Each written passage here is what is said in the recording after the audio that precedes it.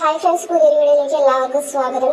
ശ്രീജയും വേദയും കൂടിയിട്ട് വിഷുവിന്റെ സാധനങ്ങളൊക്കെ വാങ്ങാൻ വന്നിരിക്കുകയാണ് കേട്ടോ. വിഷുക്കണി വെക്കാനുള്ള അപ്പോൾ അല്ലാതെ ഓരോന്നോരോന്ന് തിരഞ്ഞെടുത്ത് വാങ്ങുന്നുണ്ട്. അപ്പൊ അങ്ങനെ രണ്ടുപേരും കൂടെ സാധനങ്ങളൊക്കെ വാങ്ങി വരുന്ന വഴിക്ക് ശ്രീജ അങ്ങനെ പറയാണ്, വേദം മുമ്പേ എടുത്ത് ഈ വിഷുവൊക്കെ ഒരുക്കിന്ന് പറഞ്ഞിട്ടുണ്ടെങ്കിൽ അച്ഛൻ ഇനി ദേഷ്യാവോ എന്ന് ചോദിക്കുകയാണ്. അതിനെന്താ, അതൊന്നും കുഴപ്പമില്ല, അച്ഛനൊന്നും പറയുന്നില്ല അങ്ങനെ കേട്ടോ. അല്ല, എനിക്കൊരു പേടി, അച്ഛനെങ്ങാനും ഇനി എന്തെങ്കിലും പ്രശ്നം ഉണ്ടാക്കിയാലോ. അതിന് അച്ഛനെ വിഷു ഇവിടെ ഇല്ലല്ലോ, അച്ഛൻ്റെ അടുത്തല്ലേ. അതൊക്കെ ശരിയാണ്, അറിഞ്ഞാൽ എന്തെങ്കിലും പ്രശ്നം ഉണ്ടാക്കുമെന്നാണ്. ഏയ് അങ്ങനെ ഒന്നുമില്ല, എന്നെ അച്ഛനകത്ത് കയറ്റില്ലെന്നല്ല ആദ്യം പറഞ്ഞത്. എന്നിട്ട് പിന്നെ എതിർക്കാൻ അച്ഛന് കഴിഞ്ഞു. ഭക്ഷണം ഞാൻ തന്നെ ഉണ്ടാക്കി കഴിച്ചോളന്നല്ലേ പിന്നീട് പറഞ്ഞത്. പക്ഷെ ഇപ്പൊ അതും മാറിയില്ലേ. അതുപോലെ വേദനെ വിളിച്ചിട്ട് അച്ഛൻ ഓരോ കാര്യങ്ങൾ ചെയ്യുന്നതേ ഉടനെ തന്നെ ഉണ്ടാവും. ശ്രീജേട്ടത്തി നോക്കിക്കോ, എനിക്ക് നന്നായിട്ട് അറിയാം അത് സംഭവിക്കുന്നു. അങ്ങനെ സംഭവിക്കട്ടെ എന്ന് ശ്രീജയൻ പറയട്ടോ. എന്നിട്ട് പറയും, ഈ വിഷു ഏറ്റവും കൂടുതൽ പ്രത്യേകത ഉള്ള വിഷുവാണ് എന്ന് പറയും. അപ്പൊ അതെന്താ, അതൊക്കെ കണ്ട് മനസ്സിലാക്കാം. ശ്രീജേട്ടത്തിക്കാണ് ഏറ്റവും കൂടുതൽ ഈ വിഷു സന്തോഷമാവാൻ പോകുന്നത്. എനിക്കോ ഒന്ന് തമാശ കളിക്കാതെ പറയും വേദ, കാര്യം എന്താണ്?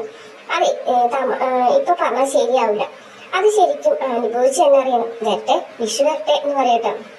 ഈ വേദന ഒരു കാര്യം ഒന്നും വിട്ടു പറയില്ല എന്നൊക്കെ പറഞ്ഞിട്ട് ഇങ്ങനെ ശ്രീജയും വേദയും കൂടിയിട്ട് ഇങ്ങനെ ഓരോന്നൊക്കെ പറഞ്ഞിങ്ങനെ നടന്നു വരികയാണ്. അതിനുശേഷം ഓട്ടോയിൽ കയറി തിരികെ വീട്ടിലേക്ക് ചെല്ലുകയാണ്. അപ്പൊ കമലാമ്മയാണെന്നുണ്ടെങ്കിൽ ആ മോളെ സാധനങ്ങളൊക്കെ വാങ്ങിച്ചോ എന്ന് ചോദിക്കുകയാണ്. വാങ്ങിച്ചമ്മേ, കണിക്കൊന്നയും വാങ്ങി, എന്തെങ്കിലും ആവട്ടെ. കഴിഞ്ഞ കൊല്ലം കണിക്കൊന്ന ഇവിടെ പൂത്തതാ, പക്ഷെ ഇക്കൊല്ലം പൂത്തില്ല എന്നൊക്കെ പറയുന്നുണ്ട്. ഈ സമയത്ത് അവിടേക്ക് നന്ദിനി വരികയാണ്. നന്ദിനി എന്നിട്ട് പറയും, ഓ സാധനങ്ങളൊക്കെ വാങ്ങിച്ചോ എന്ന് ചോദിക്കും. വാങ്ങിച്ചു. ഓ അച്ഛനില്ലാത്ത കാരണമായിരിക്കും ഇക്കൊല്ലം വിഷു ഇവളെ കൊണ്ട് ആഘോഷിപ്പിക്കുന്നത് എന്നൊക്കെ പറയട്ടോ. നീ എന്താ നന്ദിനി പറയുന്നത്? വിഷു എന്തായാലും ആഘോഷിക്കാനോ നമുക്കെന്ന് പറയട്ടോ. അപ്പൊ ഇതൊക്കെ അച്ഛനറിഞ്ഞിട്ടുണ്ടെങ്കിൽ കഥ അറിയാലോ. എന്ത് കഥ? ഒരു കഥയില്ല. നീയും കൂടി ഈ ആഘോഷങ്ങളൊക്കെ പങ്കെടുക്കുക നന്ദിനി കമലാമ്മ പറയുന്നുണ്ട് കേട്ടോ. ഇവളാണല്ലോ ഇതൊക്കെ മുൻകൈയെടുത്ത് നടത്തുന്നത് എന്നൊക്കെ പറഞ്ഞിട്ട് ഇങ്ങനെ പുച്ഛത്തോട് കൂടിയിട്ട് ഇരിക്കും കേട്ടോ. അങ്ങനെ എല്ലാവരും അകത്തേക്ക് പോകുമ്പോൾ നന്ദിനിനെ നോക്കിയിട്ട് ഇങ്ങനെ കൊഞ്ഞനും കുത്തുന്നുണ്ട് കേട്ടോ വേദ. അതിന് ശേഷം വേദ ശ്രീജയും കൂടിയിട്ട് കണിയെടുക്കാനുള്ള സാധനങ്ങളൊക്കെ ഇങ്ങനെ ഉള്ളിലെടുത്ത് വയ്ക്കുമ്പോൾ കമലാമ്മ വന്നിട്ട് നന്ദിനിയോട് പറയും, നന്ദിനി നീയും കൂടി അവരെ കൂടെ അതൊക്കെ ചെയ്തു കൊടുക്കുന്നു പറയട്ടെ. അപ്പൊ നന്ദിനി ഞാനൊന്നുമില്ല എന്ന് പറയട്ടോ. വേദ ചെന്നിട്ട് നന്ദിനിയോട് പറയും, നന്ദിനിയെടുത്തി ഈ ഒരു ദിവസം തല്ലു പിടിക്കല്ലേ, നന്ദിനിയെടുത്ത് വന്നിരിക്കും, ഞാൻ നാളെ തുടങ്ങി നന്ദിനിയെടുത്ത് തല്ലുപിടിച്ചു. ഓഹോ, അപ്പൊ ഞാനാണ് എല്ലാ ദിവസവും തല്ലടിക്കുന്നതാണോ നീ പറഞ്ഞു വരുന്നത്? അല്ല, ഞാനാണ് തല്ലുപിടിക്കുന്നത്. പോരെ, എന്തായാലും വാ നന്ദിനിയെടുത്തി എന്ന് പറഞ്ഞിട്ട് കൈ പിടിച്ച് വെച്ച് കൊണ്ടുപോയി ഇരുത്താണ്. എന്നിട്ട് ഇങ്ങനെ ഓരോ സാധനങ്ങളൊക്കെ നന്ദിനിയും കൂടി ഇരുത്തു. നന്ദിനിയെടുത്തി ഇനി അമ്മയെ വിഷമിപ്പിക്കല. ഞാൻ അമ്മനെ വിഷമിപ്പിക്കാറില്ല. ഇപ്പൊ അമ്മ പറഞ്ഞത് അനുസരിക്കുന്നില്ലല്ലോ, കളിയെടുക്കാനൊക്കെ നിൽക്കാൻ പറഞ്ഞിട്ട് ചെയ്യുന്നില്ലല്ലോ. അതൊക്കെ ചെയ്യാം എന്ന് പറയട്ടോ. ശരി ചെയ്യ്. അപ്പോ അമ്മയും പറഞ്ഞത്, നല്ല കുഞ്ഞു കുട്ടികളെ പോലെ വാശി പിടിക്കാതെ അവരോടൊപ്പം തന്നെ ഇരുന്നിങ്ങായിട്ട് ഓരോ കാര്യങ്ങൾ ചെയ്ത് ശരിയാക്കി വെക്കും നന്ദിനി എന്ന് പറയുന്നുണ്ട് കേട്ടോ. എന്തെങ്കിലും മനസ്സിലോടെ അതൊക്കെ ചെയ്യുന്നുണ്ട്. ഈ സമയത്ത് വിഷുവിനെ അവിടേക്ക് വരികയാണ് കേട്ടോ. ആഹാ, കണി കഴിക്കോ?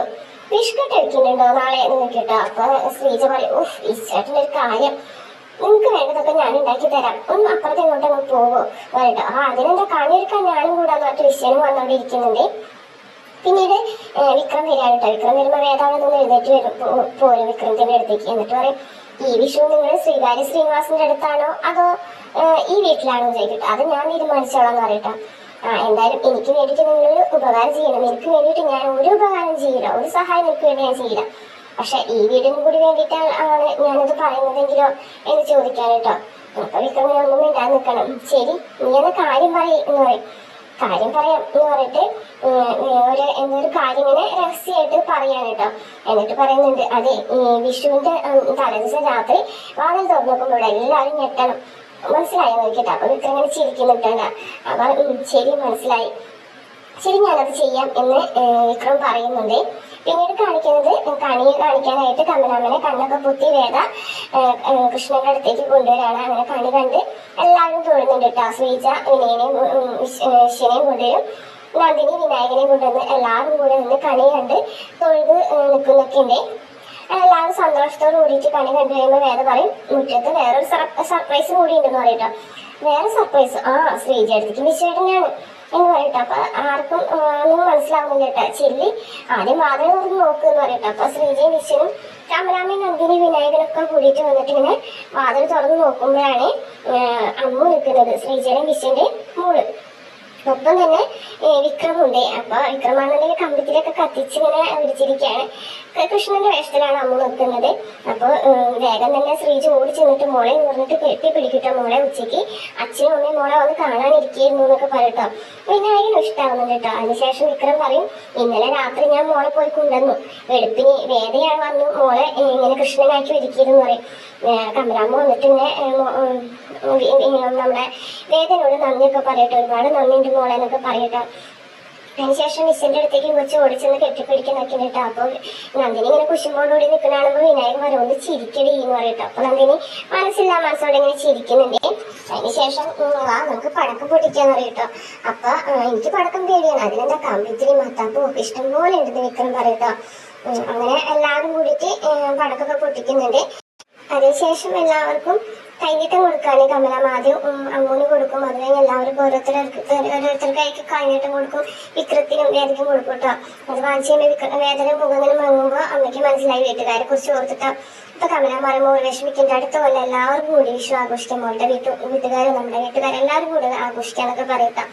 പിന്നീട് കാണിക്കുന്നത് തെറ്റിക്ക് കൈനീട്ടം കൊടുക്കാണ് മുത്തശ്ശി. ഈ തവണയും മുത്തശ്ശിയുടെ കടമ ചെയ്യുന്നുണ്ട്. തെറ്റിക്കുന്നില്ല ഒന്നും എന്ന് പറയട്ടോ. എന്താ മുത്തശ്ശി, നമ്മുടെ വിഷു മാത്രം ഇങ്ങനെ ആയിപ്പോയത്, അച്ഛനും അമ്മയും നാട്ടിലില്ല. ശ്രീയേട്ടനാണെങ്കിൽ വർഷേച്ചിട്ട് അടുത്തു. അപ്പൊ വേദിച്ചയാണെന്നുണ്ടെങ്കിൽ ഇപ്പൊ നല്ല അടിപൊളിയായിട്ട് വിഷു ആഘോഷിക്കായിരിക്കും. അങ്ങനെ ആഘോഷിക്കുക, വേദം അങ്ങനെ നന്നായിട്ട് ആഘോഷിക്കട്ടെ എന്ന് പ്രാർത്ഥിക്കാൻ മോളെ. അച്ഛനും ഒരു നല്ല കാര്യത്തിന് വേണ്ടി പോയിരിക്കല്ലേ, അടുത്ത കൊല്ലെങ്കിലും നമുക്ക് ഒരുമിച്ച് വിഷു ആഘോഷിക്കാൻ യോഗം ഉണ്ടാവോ മുത്തശ്ശി? അത് ഉറപ്പായിട്ടുണ്ടാവും മോളെ. അപ്പോഴേക്കും വിക്രവും വേദയും തമ്മിൽ ഒരുമിച്ച് ജീവിച്ചു തുടങ്ങും എന്നൊക്കെ മുത്തശ്ശി പറയുന്നുണ്ട് കേട്ടോ. അതിനുശേഷം പിന്നീട് വിക്രത്തിന്റെ വീട്ടിൽ എല്ലാവരും വിഷു ആഘോഷിക്കാൻ കേട്ടോ.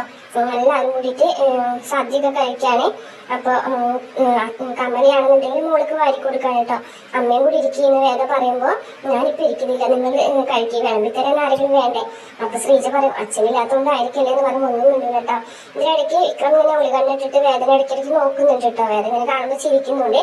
അതിനുശേഷം കമലമ്മ മാഷ്ക്ക് വിളിക്കാൻ കേട്ടോ. മാഷെ ഹാപ്പി വിഷു എന്ന് പറയുമ്പോൾ എന്താ പതിവില്ലാത്തൊരു വിശ്വാസംസകളൊക്കെ എന്ന് പറയട്ടോ. ഇവിടെ അടിപൊളിയായിട്ട് വിഷു ആഘോഷിക്കുന്നുണ്ട് മാഷെ, വേദയാണ് എല്ലാ കാര്യങ്ങളും നോക്കി നടത്തുന്നത് എന്ന് പറയട്ടോ. മാത്രമല്ല ശ്രീജയുടെയും വിശുദ്ധ മോളെ അമ്മൂനെ തലേ ദിവസം രാത്രി പോയിട്ട് വിക്രം കൊണ്ടുവന്നു. വേദ പറഞ്ഞിട്ടാണ് അതൊക്കെ ചെയ്തത്. കൃഷ്ണന്റെ വേഷത്തിലാണ് മോളെ വാതിൽ തുറന്നപ്പോ എല്ലാവരും കണ്ടത്. അവർക്ക് ഒരുപാട് സന്തോഷമായി മാഷെ, ഇതൊക്കെ ചെയ്തത് വേദയാണെന്നൊക്കെ പറയട്ടോ. അപ്പൊ മാഷ് പറയും, പിന്നെ ഒരു കാര്യം, അമ്മ എന്തേലും ചോദിക്കട്ടോ, അമ്മ അമ്പലത്തിൽ പോയിട്ട് വന്നിട്ടില്ല, വന്നിട്ട് വിളിപ്പിക്കാം. അതെ, ഒരു കാര്യം കൂടെ പറയാനുണ്ട്. വേദ ഒരുപാട് സന്തോഷത്തോടു കൂടിയിട്ടാണ് അവരുടെ വീട്ടിൽ വിഷു ഒക്കെ ആഘോഷിച്ചിരുന്നതെന്ന് നമുക്കറിയാലോ. അപ്പോൾ അതുകൊണ്ട് നമ്മുടെ വീട്ടിലെ വിഷു ആഘോഷിക്കുമ്പോൾ ആ കുട്ടിക്ക് ഒരു കുറവും വരുത്തരുതിട്ടാ എന്ന് മാഷ് പറയുമ്പോൾ കമലാമ്മയ്ക്ക് ഒരുപാട് സന്തോഷമാണ് കേട്ടോ. സന്തോഷത്തോടുകൂടി ശരി മാഷെ എന്ന ഫോൺ വെക്കട്ടെ എന്ന് പറഞ്ഞിട്ട് വെച്ചിട്ടിങ്ങനെ നോക്കുകയാണെ. അപ്പൊ നോക്കുമ്പോൾ മുറ്റത്ത് വിക്രമും വേദയും എല്ലാവരും കൂടിയിട്ട് സന്തോഷത്തോടു കൂടിയിട്ട് പടക്കൊക്കെ പൊട്ടിച്ച് ആഘോഷിക്കുകയാണ്. കമലാമ്മ ഇങ്ങനെ സങ്കടത്തോടു കൂടിയിട്ട് സന്തോഷത്തോടു കൂടിയിട്ടൊക്കെ കണ്ണു തുടയ്ക്കുന്നത് കാണിച്ചുകൊണ്ടാണ് ഇന്നത്തെ എപ്പിസോഡ് അവസാനിക്കുന്നത്. വീഡിയോ ഇഷ്ടപ്പെട്ടാൽ ചാനൽ സബ്സ്ക്രൈബ് ചെയ്യണേ.